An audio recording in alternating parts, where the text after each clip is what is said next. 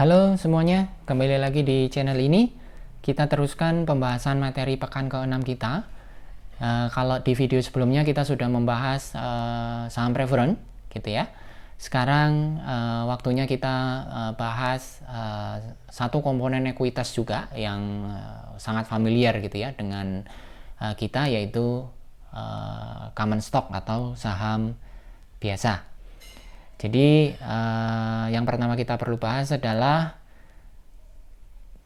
common stock atau saham biasa. Inilah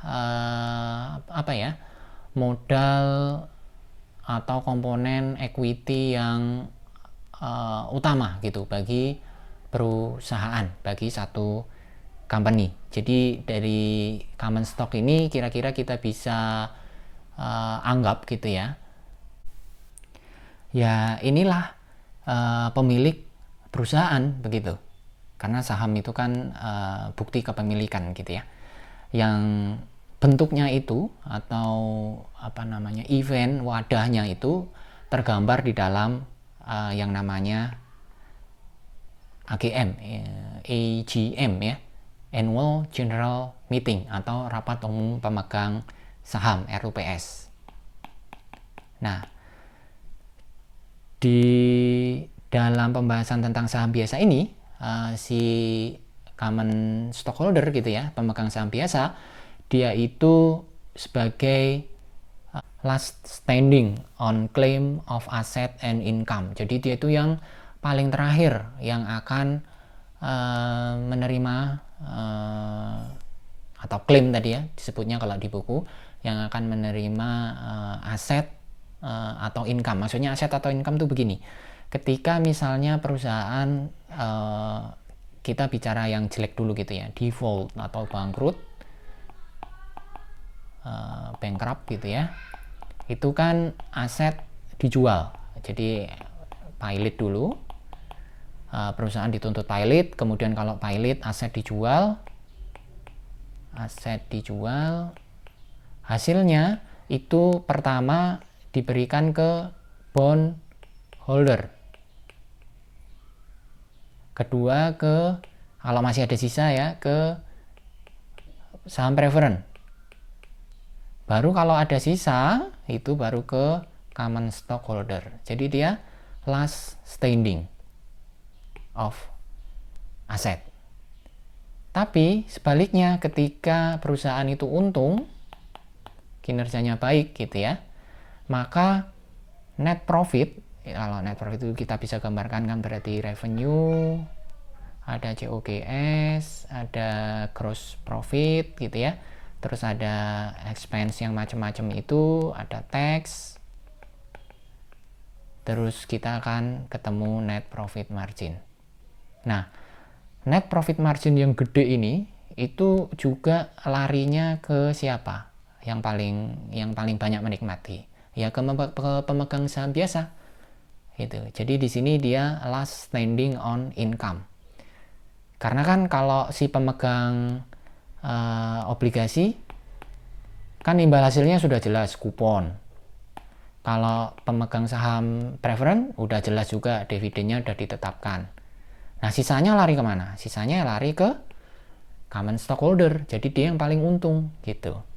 Jadi perlu dipahami di sini, last standing ini bisa menjadi jelek ketika perusahaan bangkrut, tapi menjadi pihak yang paling beruntung gitu ya ketika perusahaan kinerjanya bagus. Terus kemudian hal yang perlu kita perhatikan adalah RUPS tadi, yang merupakan bentuk dari kumpulan pemegang saham biasa tadi. Dia itu mempunyai fasilitas, mempunyai hak lah untuk memilih BOD atau Board of Directors, direktur gitu. Itu RUPS yang milih.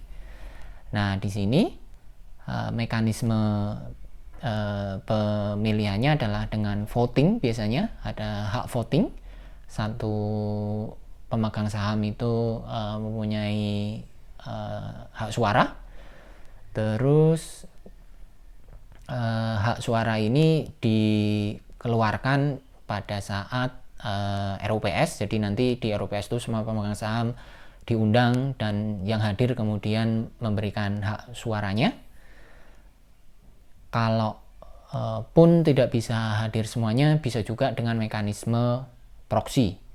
Jadi proxy itu pemegang saham itu membentuk kelompok-kelompok tertentu gitu ya, membentuk satu grup-grup tertentu dan kemudian grup ini mengusulkan satu direktur gitu, mengusung satu calon direktur. Nah itu proxy voting. Nah direktur tadi untuk apa? Ya tugasnya operate day to day operational gitu ya, mengoperasikan bisnis sehari-harinya perusahaan, mengelola perusahaan. Nah di sini juga masih ingat ya, ada yang namanya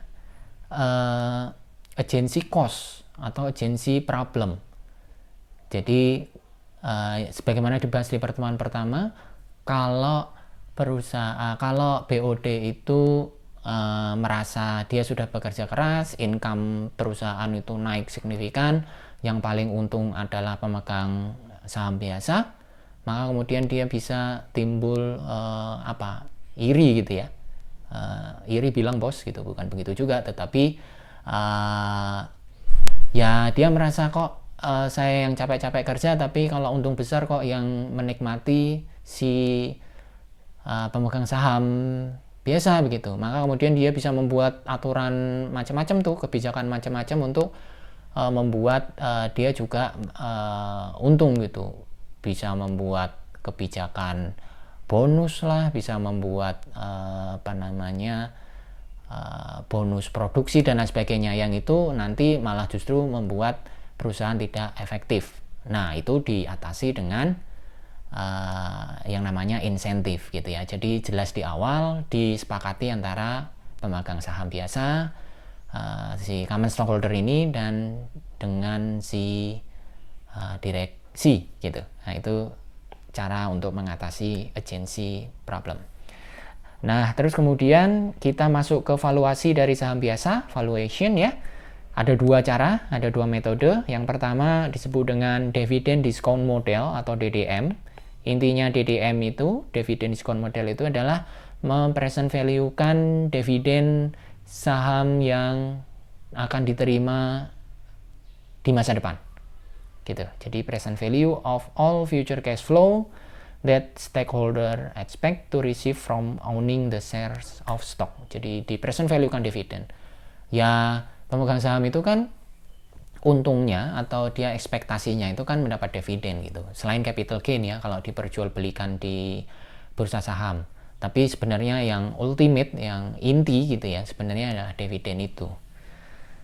Terus kemudian yang berikutnya, nah ini ada ya, future cash flow in the form of dividends itu not fixed. Ya jelas tidak fix karena tergantung dari kinerja, tergantung dari RUPS, dan yang jelas tidak ada maturity date-nya. Nah nanti kita lihat nih metode DDM ini seperti apa perhitungannya. Ini yang pertama. Yang kedua adalah price earning ratio atau PER ratio. Jadi value dari saham biasa itu diukur dengan menghitung price earning ratio comparable companies gitu ya. Jadi perusahaan yang setara itu PER-nya berapa? PER itu price earning ratio itu ini ya. Price earning ratio itu harga saham saat ini, price gitu. Berarti market value ya. Dibagi dengan EPS. EPS itu earning per share. Jadi price dibagi EPS, earning per share. Earning per share ini sebenarnya didapatkan dari net income dibagi dengan jumlah saham beredar, yaitu equity. Itu ya, ketemu berapa earning tiap lembar saham, outstanding shares.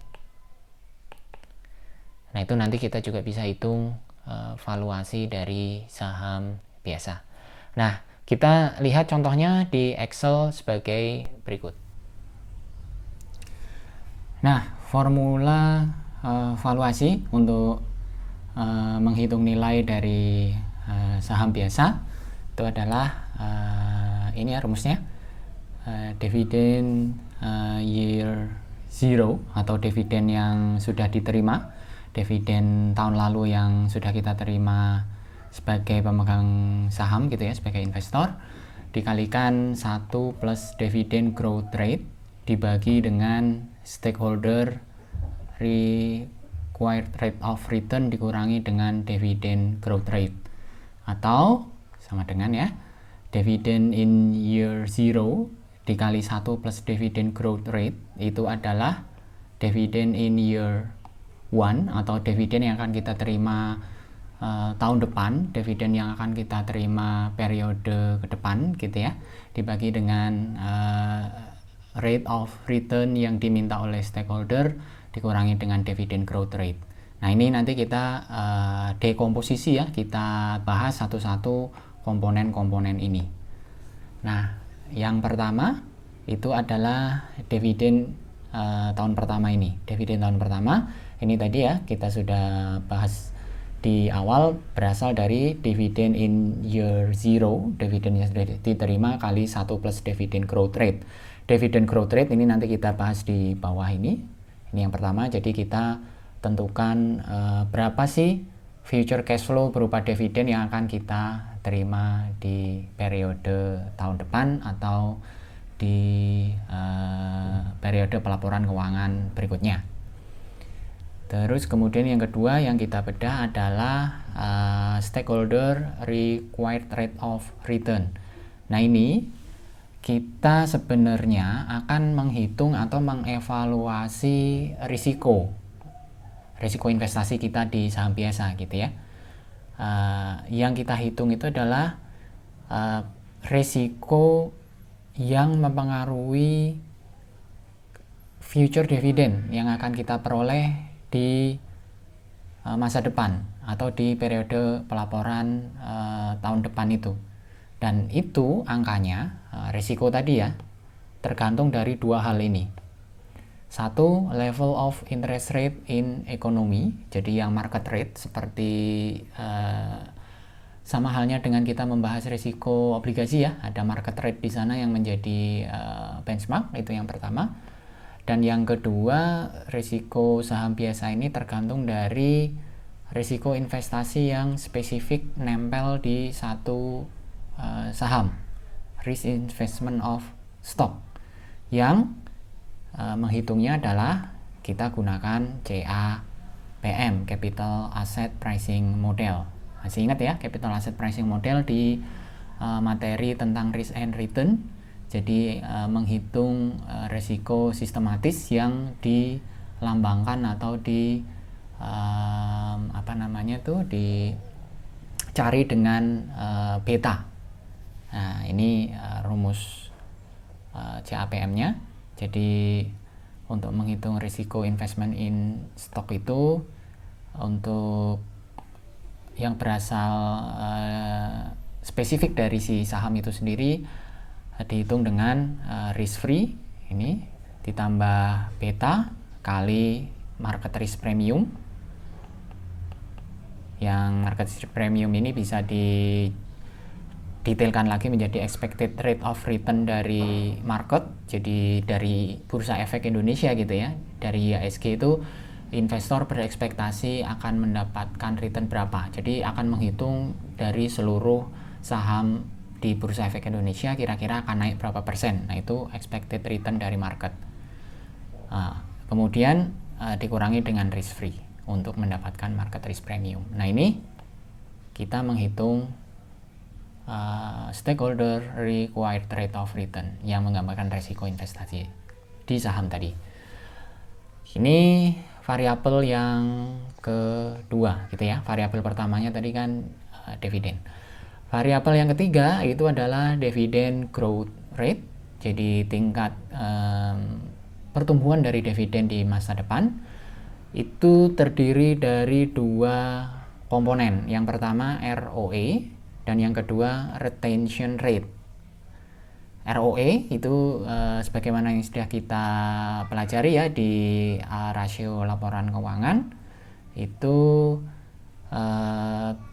merupakan imbal hasil yang diminta oleh stakeholder, oleh pemegang saham ketika dia menginvestasikan Rp1 atau $1 uangnya untuk membeli saham. Itu rate of return on equity atau ROE. Rumusnya net income dibagi shareholder equity.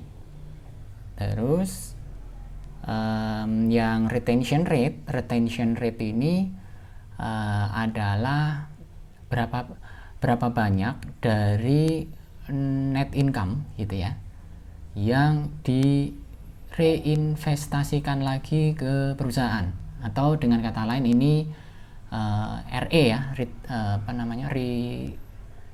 retain earning.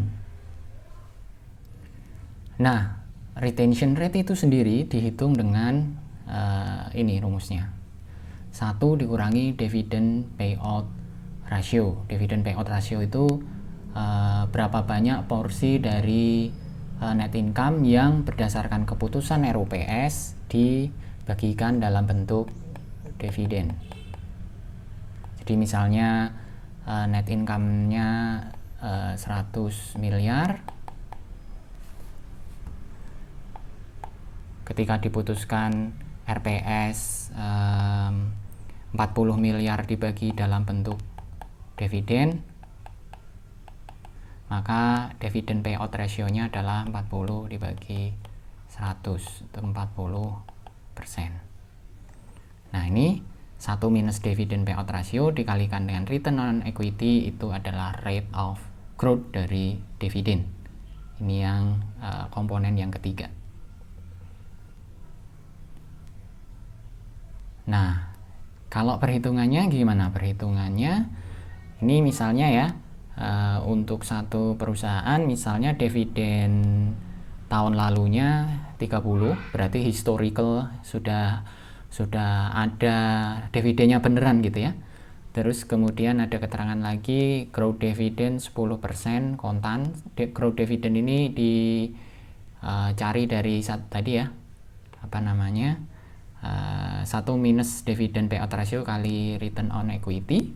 Terus investor required rate of return-nya 12%. Ini diambil dari sini nih, yang menggunakan CAPM dan kemudian di benchmark dengan market rate. Terus menghitung value dari saham biasa itu adalah berarti 30 kali 1 plus G-nya 10% dibagi 12% dikurangi 10%, atau hasilnya ini 1650. Nah, kesimpulannya apa? Kesimpulannya faktor yang bisa memengaruhi harga saham naik atau turun gitu ya. Berarti itu ada 3 tadi ya, sesuai formulanya. Pertama adalah dividen, most recent dividend, jadi dividen yang sudah diterima. Terus kemudian RCS atau investor required rate of return gitu ya, yang dipengaruhi oleh 2 tadi, market rate dan CAPM ya, risk of investment. Terus kemudian yang ketiga adalah growth dari dividen, didapatkan dari 1 minus DPR, dividend payout ratio ya, dikalikan ROE. Nah, dari ketiga ini kita kan sudah tahu bahwa yang paling atas atau dividen zero ini kan nggak bisa diapa-apain nih, karena sifatnya sudah terjadi historical. Maka yang akan sangat berpengaruh ke harga saham atau value dari common stock itu adalah yang terakhir ini, yaitu investor required rate of return dan expected rate of growth. Nah, ini kesimpulan besarnya di valuasi harga saham biasa berdasarkan ini formulanya dividend discount model gitu ya. Jadi saya tulis di sini biar nggak lupa, dividend discount model, karena yang di diskon tadi kan besaran dividen kan ya, yang D0 kali 1 plus G. Oke, ini untuk penghitungan saham biasa berdasarkan model atau metode discounted dividend model. Nah, yang kedua kita gunakan metode price earning ratio, di mana berdasarkan metode price earning ratio ini mencari value dari common stock adalah kita cari appropriate price earning ratio. Ini didapat dari comparable companies dikalikan dengan estimated earning per share for year 1. Jadi estimasi berarti data forecast ya, data perkiraan EPS perusahaan kita atau yang kita ukur sahamnya gitu ya, untuk tahun depan itu berapa. Itu metode PER, atau bisa dijabarkan seperti ini ya, appropriate price earning ratio ini dikalikan dengan estimated earnings for year 1 ini kelihatan relatif simple, tapi sebenarnya lebih rumit gitu. Di mana rumitnya? Coba kita lihat. Ini contoh perhitungannya. Misalnya nih, kita mendapatkan data dari comparable companies bahwa price earning ratio comparable companies ini 18,13, dapatkan dari ini ya, price dibagi earning per share dari, sekali lagi, perusahaan sejenis gitu ya, perusahaan sejenis. Terus kemudian kita hitung forecast dari estimated net income kita sendiri atau perusahaan yang kita beli sahamnya itu tadi. Ini di sini estimated net income-nya 780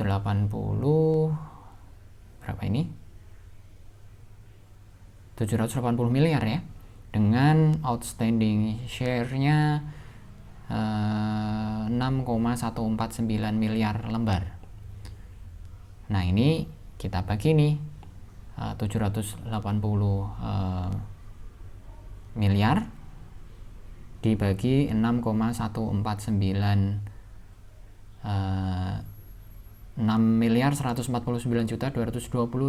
lembar saham gitu ya.